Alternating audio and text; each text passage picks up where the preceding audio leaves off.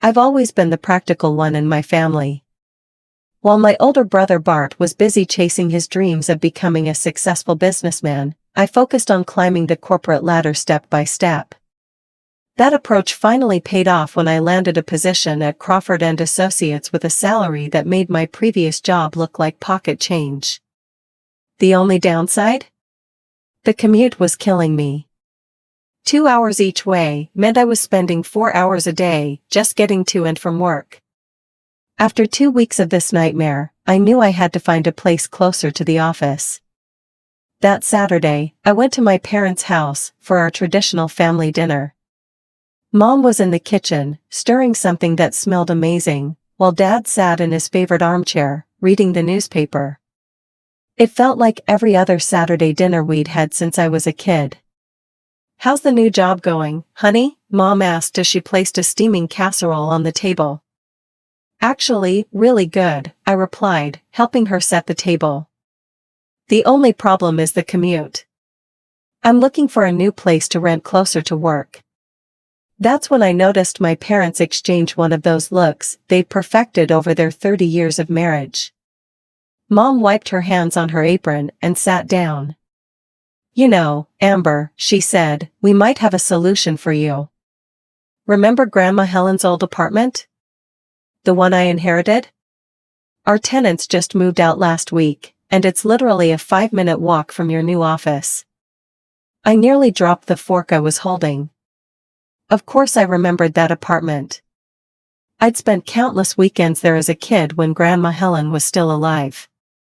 It was a cozy 2-bedroom place in a quiet neighborhood, with huge windows and a small balcony where Grandma used to grow her beloved petunias.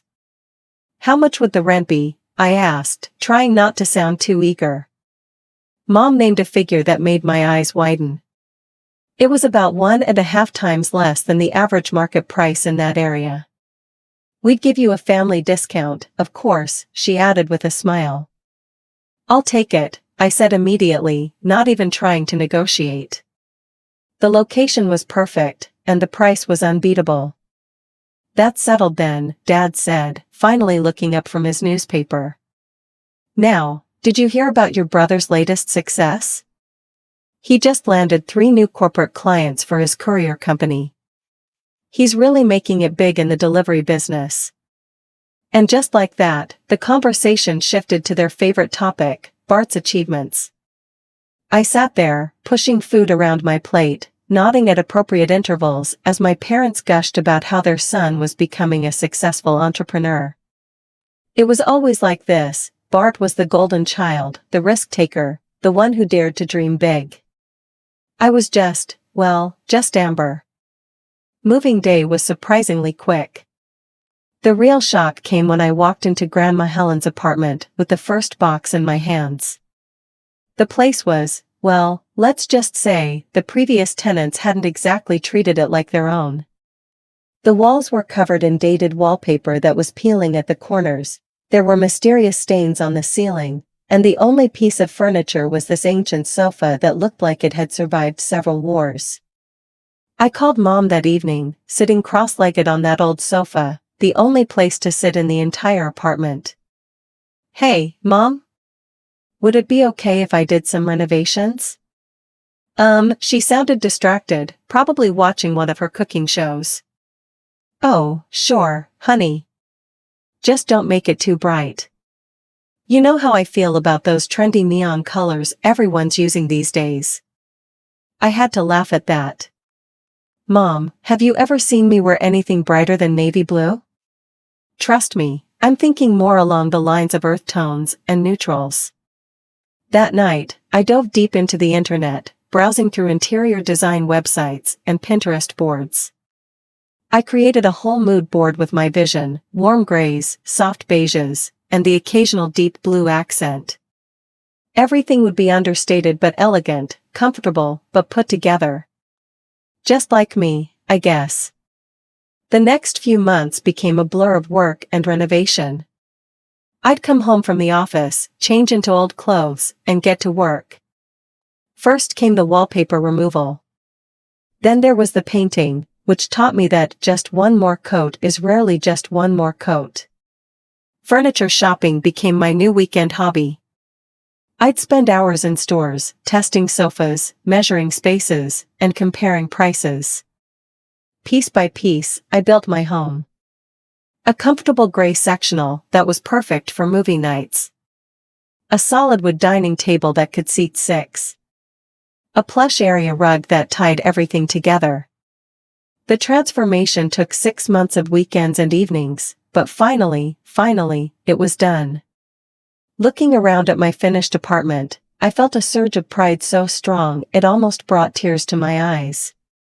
I had done this. When Mom came to see the finished result, I was nervous.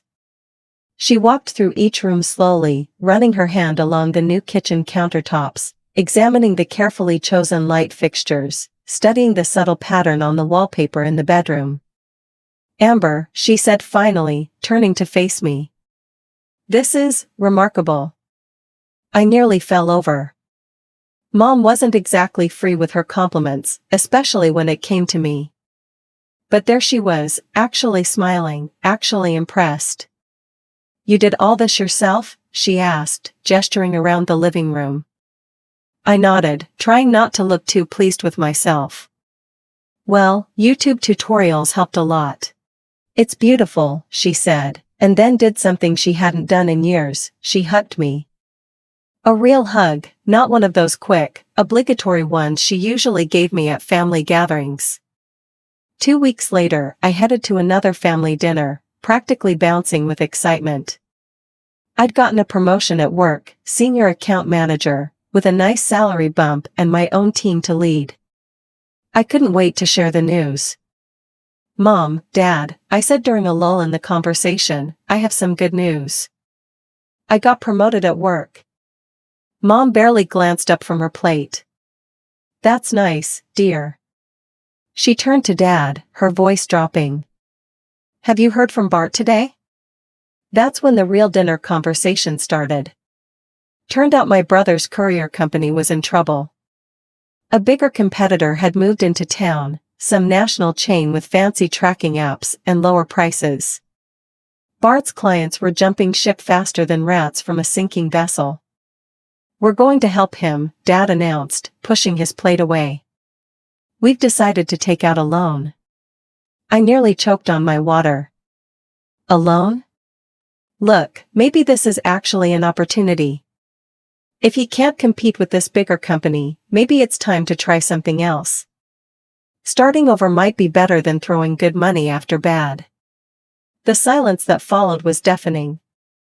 Mom and Dad exchanged one of their looks, not the fond ones they usually shared, but the kind that said they were disappointed in me. Again. "You don't understand business, Amber," Dad said finally, his voice stern. "You've always played it safe with your office jobs. Your brother is an entrepreneur. He takes risks. Family always helps family," Mom added firmly. "That's what we do." I opened my mouth to argue, then closed it again. What was the point? They'd already made up their minds. I could have told them I'd discovered the cure for cancer, and they'd still be more concerned about Bart's delivery vans. The next 6 months were like watching a slow-motion car crash. Mom would call occasionally to update me on the situation, though I never asked. The loan they took out bought Bart some new vans and helped him lower his prices, but it wasn't enough. The competitor kept expanding, kept taking clients, kept pushing their fancy app and next-day delivery promises. Then came the call I'd been expecting all along. "Your brother's company went bankrupt," Mom said, her voice tight with emotion. "He and Sarah have moved in with us temporarily. Just until they get back on their feet." I gripped my phone tighter, thinking about my quiet prediction at that dinner 6 months ago. "I'm sorry to hear that," I said, because what else could I say? "I told you so?" "They're sleeping in your old room," Mom continued. "Sarah's taking it pretty hard. You know how she is about appearances." Yeah, I knew how my sister-in-law was. Sarah had always looked down her nose at my simple office job, preferring to remind everyone at family gatherings that she was married to a CEO. I wondered how she was handling living with her in-laws now. That weekend, I drove to my parents' house, telling myself it was just another family dinner. But as soon as I walked through the door, the tension in the air was thick enough to cut with a knife. Bart was sprawled on the living room couch, scrolling through his phone. He barely looked up when I entered, offering only a grunt that might have been hey. Sarah was perched on the armchair like she was sitting on a throne, her designer handbag placed carefully at her feet. She gave me one of her trademark looks, the kind that suggested I was something she'd found stuck to her shoe. "Dinner's ready," Mom called, and we all gathered around the table. I should have known better than to hope for a quiet meal. Bart launched into what felt like a rehearsed speech about his business troubles, before I'd even picked up my fork. I had everything under control, he insisted, gesturing with his knife. The business was growing. We were expanding. Then these corporate vultures moved in with their fancy technology and deep pockets. They probably spent millions on marketing, Sarah added, pushing her food around her plate. How is a small business supposed to compete with that? Exactly, Bart slammed his hand on the table, making the glasses rattle. They're just bullies with bigger budgets. And don't get me started on those idiots at the bank who wouldn't extend our credit line. Complete morons who wouldn't know a good business opportunity if it bit them in the... Maybe, I interrupted, unable to help myself, this is just how business works. Competition is part of the game. You have to plan for these possibilities when you start a company. The silence that followed was absolute. 4 pairs of eyes stared at me like I'd just suggested we should all start eating rocks for breakfast. Plan? Bart sneered. Easy for you to say from your cushy office job. What do you know about running a real business? I just think, I started, but Dad's warning look made me shut my mouth. I focused on my plate instead, pushing my peas into neat little rows. I can't take living here much longer, Sarah announced suddenly, her voice dripping with dissatisfaction.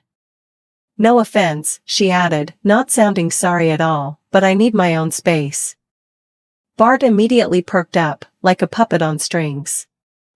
Hey, Mom, what about Grandma Helen's old apartment? You still own that, right? My head snapped up. I'm living there, I said quickly. And I've renovated it completely. Oh yes, Mom nodded, suddenly animated.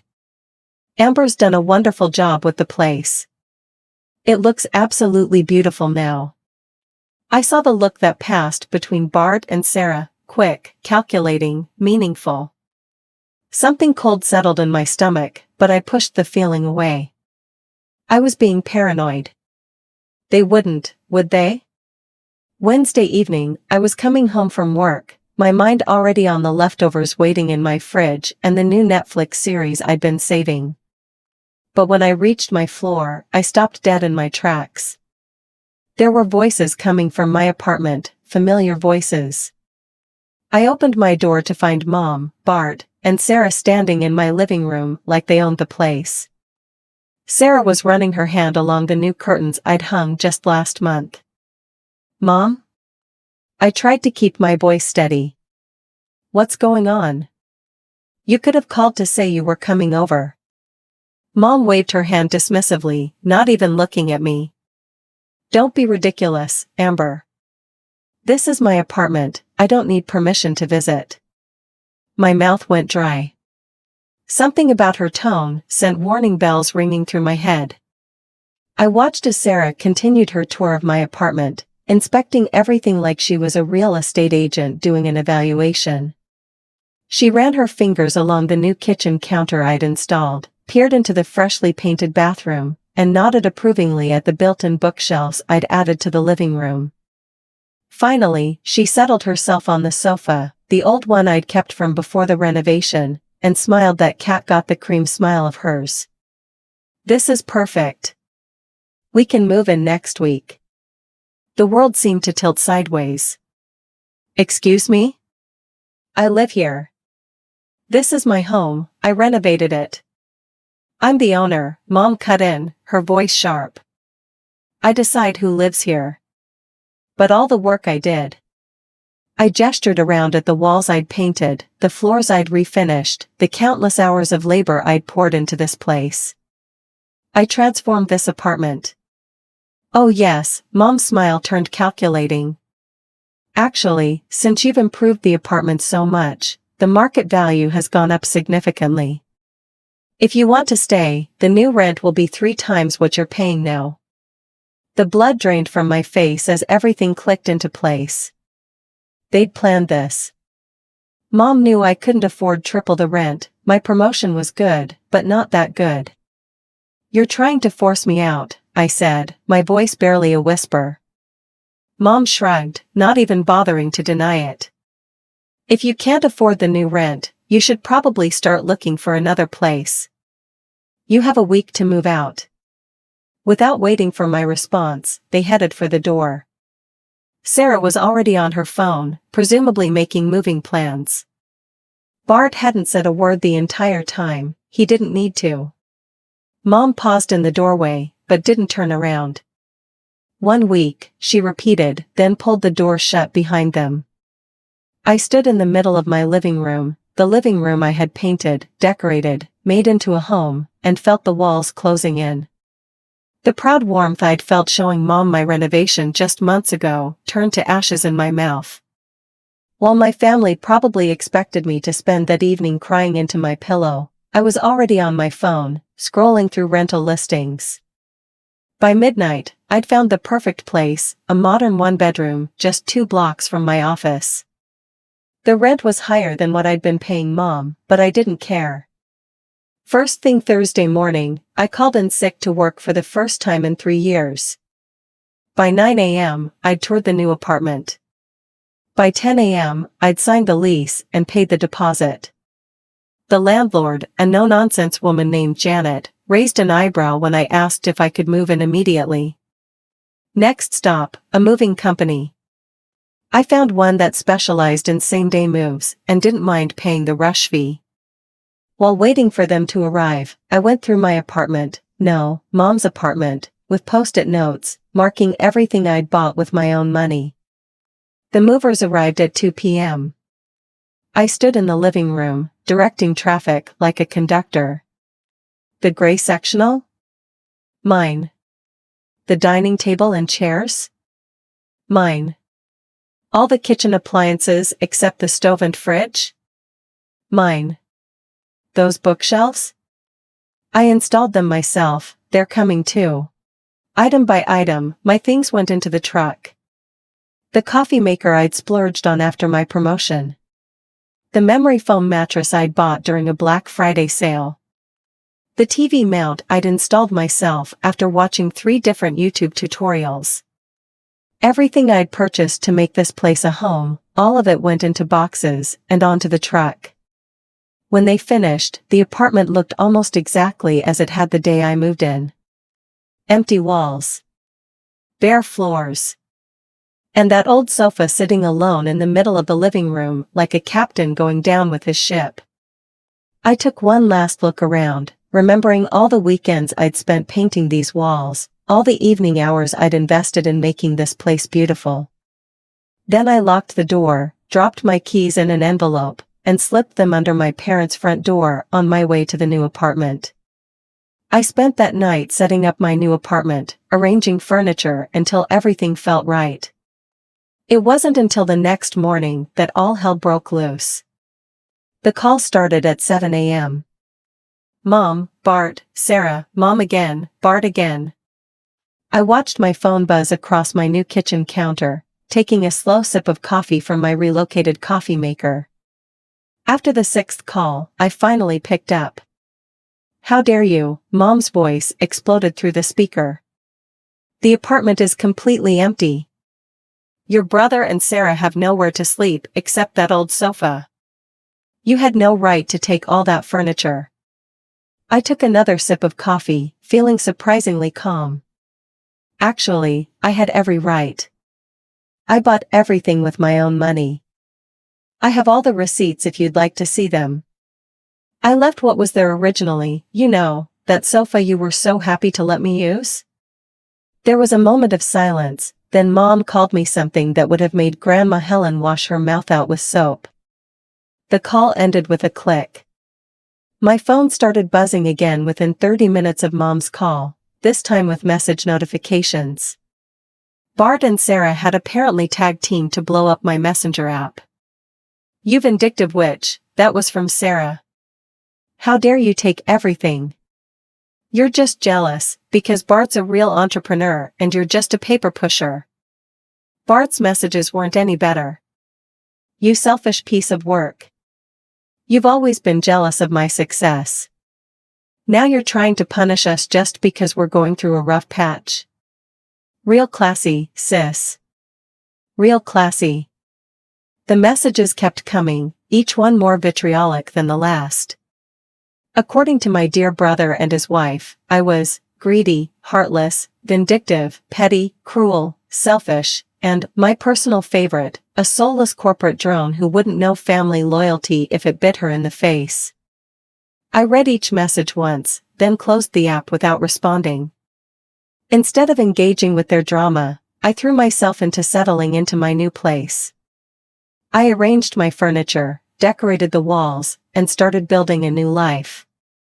A month passed without any contact from my family. I'd love to say I didn't think about them, but that would be a lie. Every now and then, I'd catch myself wondering how they were doing, if they'd managed to furnish the apartment, if Mom still made her famous lasagna for Sunday dinners. But I pushed those thoughts away each time they surfaced. They'd made their choice. Then, exactly 1 month after the move, my phone lit up with Mom's number. I almost didn't answer. But some combination of curiosity and lingering hope made me pick up. "The red payment didn't come through," she said without preamble, her voice accusatory. I couldn't help it, I laughed. "Of course it didn't. I don't live there anymore, remember? You kicked me out." "That's not the point," Mom snapped. "We're expecting you to continue the payments." My laugh died in my throat. "Excuse me? We're having a very difficult time right now, Amber," she said.